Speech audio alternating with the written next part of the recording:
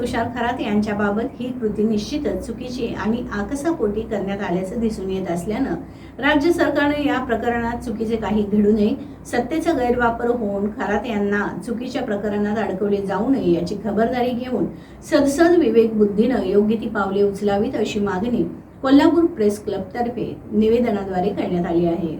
सातारा जिल्ह्यातील मुक्त पत्रकार तुषार खरात यांच्या पत्रकारितेबाबत आक्षेप असू शकतात, त्यासाठी अन्य कायदेशीर मार्ग उपलब्ध असतात।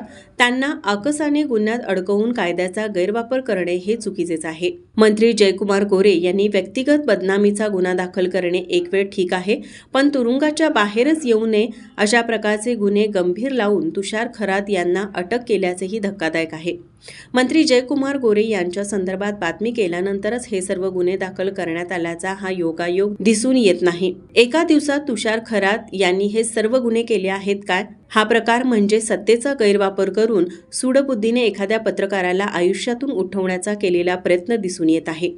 लोकशाहीच्या चौथ्या खांबावर घाव घालणारा हा प्रकार वेळीच रोखला नाही वा अशा दडपशाहीला विरोध केला नाही तर ही पद्धत कायमच वापरली जाऊ शकते।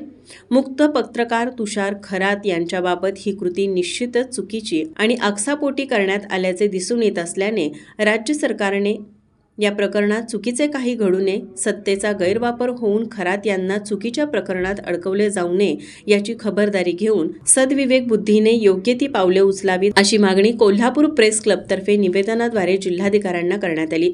यावेळी संस्थेचे अध्यक्ष शीतल धनवडे, उपाध्यक्ष प्रशांत आयरेकर यांच्यासह सदस्य उपस्थित होते।